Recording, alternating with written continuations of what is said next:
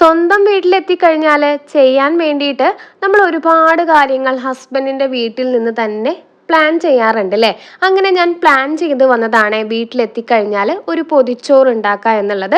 അപ്പോൾ ഇന്നൊരു പൊതിച്ചോറാവാം എന്ന് വിചാരിച്ചു. ഇന്ന് വീട്ടിൽ എല്ലാവരും ഉണ്ട് കേട്ടോ.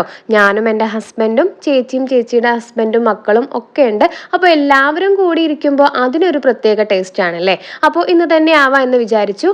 അപ്പോൾ ഒരു ഉച്ചയ്ക്കായി പ്ലാൻ ചെയ്ത് വന്നപ്പോൾ അപ്പോൾ എല്ലാം പെട്ടെന്ന് ഉണ്ടാക്കിയെടുക്കാൻ വിചാരിച്ചു കേട്ടോ.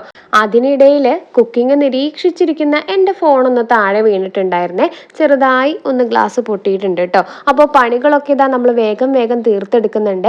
അപ്പോൾ കഴിക്കാനൊരു സമയമുണ്ടല്ലോ, ആ സമയമാകുമ്പോഴേക്കും ഇത് തീർത്തിട്ടില്ലെങ്കിൽ അമ്മ നല്ല പോലെ ചീത്ത പറയാൻ തുടങ്ങും കേട്ടോ. ചേച്ചിയുടെ ഹസ്ബൻഡിനൊക്കെ ചോറ് കൊടുക്കണമല്ലോ. അപ്പോൾ ഇതാ വേഗം പോയി ഇലയൊക്കെ വെട്ടി വന്നിട്ടുണ്ട്.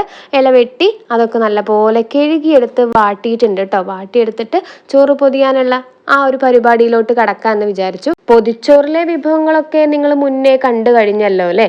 എന്നാലും പൊതിച്ചോറ് പൊതിയുന്നതും അത് തുറന്ന് കഴിക്കുന്നതും നിങ്ങളെ കൂടെ ഒന്ന് കാണിക്കുക എന്ന് വിചാരിച്ചു കേട്ടോ. അപ്പോൾ ഇതാ നമ്മൾ ആദ്യം തന്നെ ചോറ് വിളമ്പി അതിലോട്ട് ഇപ്പോൾ വെച്ചിട്ടുള്ളത് നല്ല മാങ്ങാ ചമ്മന്തിയാണ്. കാന്താരി ഇട്ട് അരച്ചിട്ടുള്ള മാങ്ങാ ചമ്മന്തിയാണ്. പിന്നെ കിഴങ്ങ് ഉപ്പേരി വെച്ചു, ബീട്രൂട്ട് ഉപ്പേരി വെച്ചു. ബീട്രൂട്ട് തോരനാണ് കേട്ടോ, ഉപ്പേരിയല്ല. പിന്നെ വെണ്ടയ്ക്ക ഉപ്പേരി, മുട്ട, നാരങ്ങ അച്ചാറ്, കിളിമീൻ വറുത്തതാണ് വെച്ചിട്ടുള്ളത്. അപ്പോൾ നിങ്ങളുടെ സൈഡിൽ ഈ ഒരു മീനിന് എന്താ പറയുന്നതെന്നും കമൻറ്റ് ചെയ്തോളൂ കേട്ടോ. അപ്പോൾ ഇതിലേക്ക് നല്ല പോലെ ടൈറ്റായിട്ട് നമ്മൾ പൊതിഞ്ഞു വെച്ചിട്ടുണ്ടായിരുന്നു. അപ്പോൾ ഓരോരുത്തരുടെ പൊതിയിലും നമ്മൾ പേര് എഴുതിയിട്ടുണ്ടായിരുന്നു കേട്ടോ. കാരണം ഓരോരുത്തർക്കും വേണ്ട ചോറിന് മാറ്റണ്ടല്ലോ. അപ്പോൾ നമ്മൾ പേരൊക്കെ എഴുതി സെറ്റാക്കിയിട്ടുണ്ടായിരുന്നേ. അപ്പോൾ ഇതാണ് എൻ്റെ പൊതി കേട്ടോ. എനിക്ക് വേണ്ട ചോറൊക്കെ വിളമ്പിയിട്ടുള്ള എൻ്റെ പൊതിയാണ് ഇത്. ഒരു മേശയ്ക്ക് ചുറ്റും ഞങ്ങളെല്ലാവരും ഒരുമിച്ചിരുന്നാണ് പൊതിച്ചോറ് കഴിച്ചിട്ടുള്ളത്.